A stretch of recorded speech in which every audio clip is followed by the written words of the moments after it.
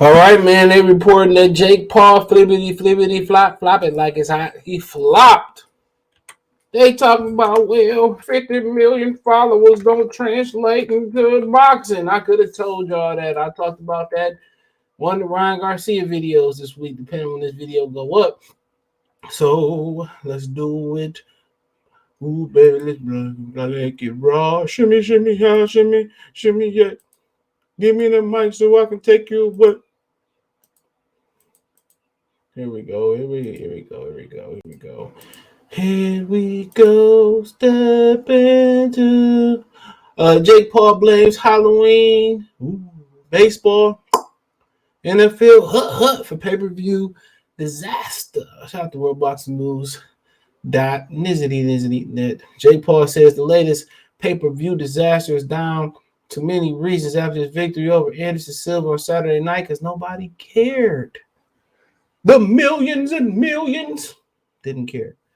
Paul aired many scenarios that contribute to the second pay-per-view. You dropped a bomb on me, baby, in succession, but not because he didn't face a professional boxer for the sixth time. By his own admission, speaking with the WWE star brother Logan, Impulsive, that's his podcast, Jake Paul predicted 2 to 300,000 for the Silva event.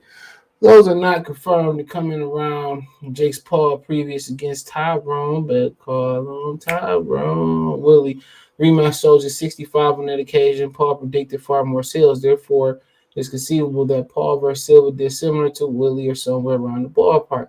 50 million Jake Paul followers, the millions and millions, and 200,000 K pay-per-views. But whatever way you look at it, the fight was a complete car wreck as Paul put pressure on himself to make 700,000 buys.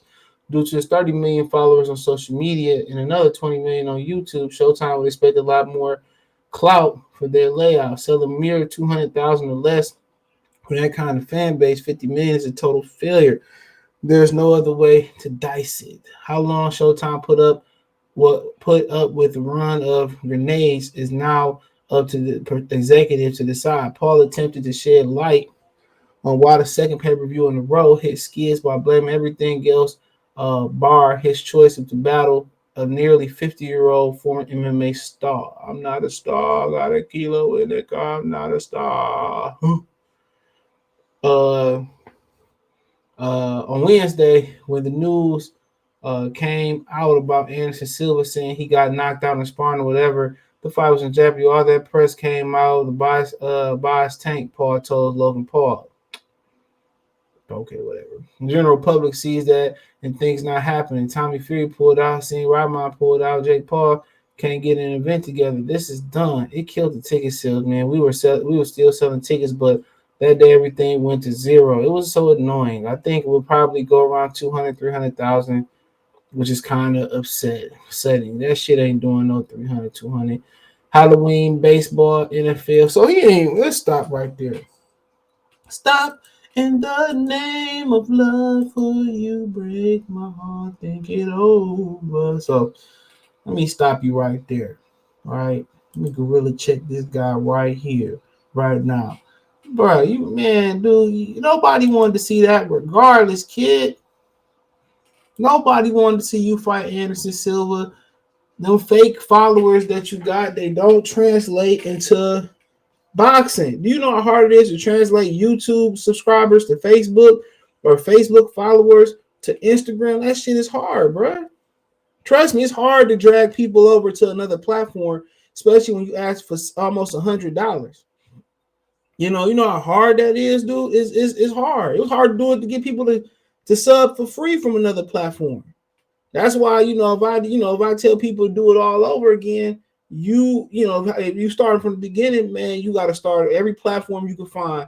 You got to start at the same time and build it up. You got people on TikTok that try to get people on TikTok to come to YouTube to watch them, and it's hard. You got 1 billion TikTok followers, right? You got 1 billion TikTok followers, but then 1,000 subs on YouTube. It's hard.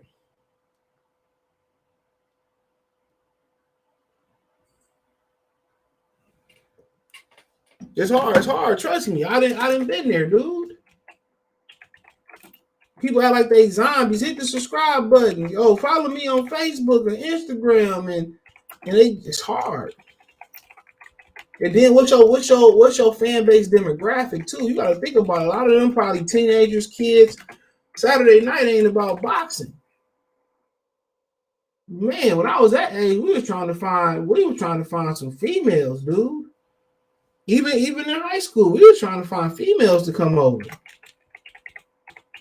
You know, we was at the hotel parties, drinking. We was somewhere everywhere, bro.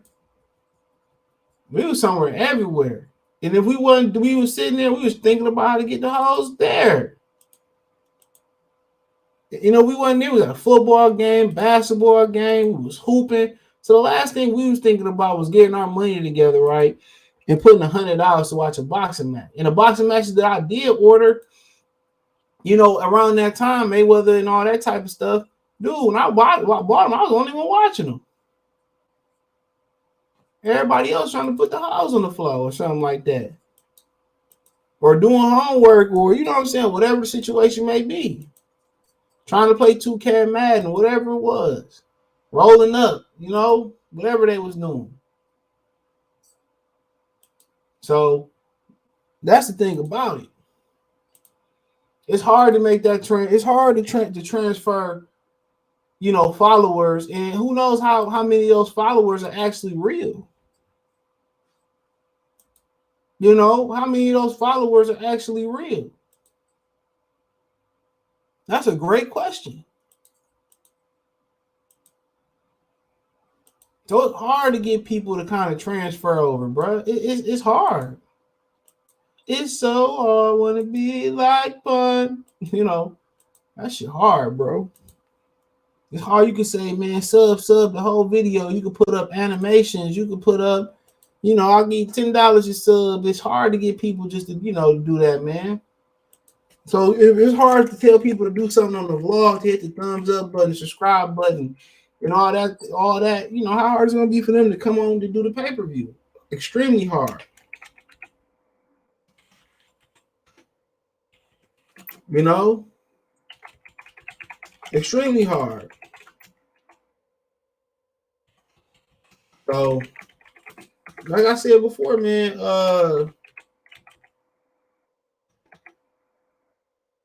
you know, he can blame it on whatever you want to blame it on. And that's fine. And it might be a valid excuse. He go down here and he says, well, it was Halloween baseball and NFL. He said on what problem was Paul added? Halloween, World Series, Sunday football. This is the worst time of the year to fight. And guess what? I had to fight. Paul then stated he only intends to fight during a month of the year, which is good news for his detractors. A few months of the year, he said all of my fights from now on will be in the summer. There are no sports. He outlined there are like the perfect gap in July and early August when there are no sports. All my other fights were during COVID when no one had anything to do, anything to watch. NBA, NFL, nothing was on. I had to fight this year, but I just had to get it done. I was tired of waiting around. So that's what I've been saying about boxing for so long, dude. Damn near every other year than this year, fall has been the hot sport, the hot bid for boxing. They wait, you know, in fall, and everybody want to get in the ring before the holidays, or at least before, you know, Christmas, the New Year's. They want to get in right before the holiday season, really right before Thanksgiving. They get their money, then they come back next spring, and usually the start of the New Year is historically slow. It's been some fast New Year's too, but it's historically slow. Everybody want to get that money, then come back in the fall, drop the weight, whatever. That's just what it's been, right? And in boxing, they always been doing this for years, putting their premier content up when football and hockey and when football, hockey, you know, the World Series is on, basketball coming back on. You got to remember college basketball coming back on too. I mean, you know, they always done that. And in my mind, it just never made no sense. It never made no sense. You know, why not put your best product on in the summer, even when the Olympics is on? You know, when ain't nobody got nothing to do but watch tennis and golf and off season for the sports and baseball. So a lot of the conventional thinking that boxing do, it's got to be grandfathered in, bro. From back in the day when football wasn't that big and basketball wasn't that big, it got to be grandfathered in.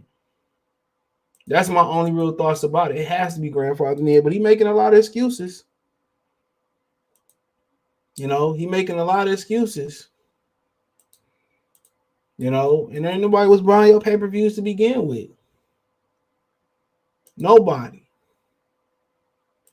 Showtime got duped. They was desperate to work around Al Heyman, and they got duped. They got hoes. They got played. Whatever you want to say, they got played. And that's the fact of the matter. They got played. So, somebody watching this shit, man.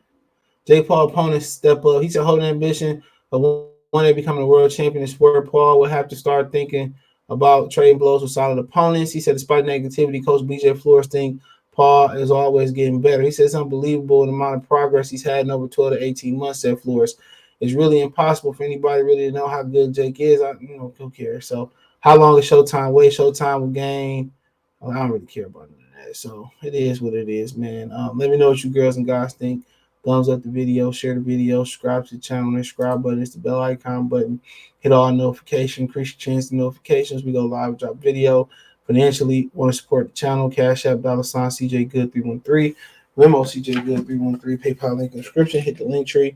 Find me on Twitch, Twitter, Instagram, Spotify, Anchor, Cash App, Venmo, PayPal, Apple Podcast, Google Podcast, the whole nine. Appreciate the love, support. Let me know what you girls and guys think in the comment section. One time for the one time. Peace.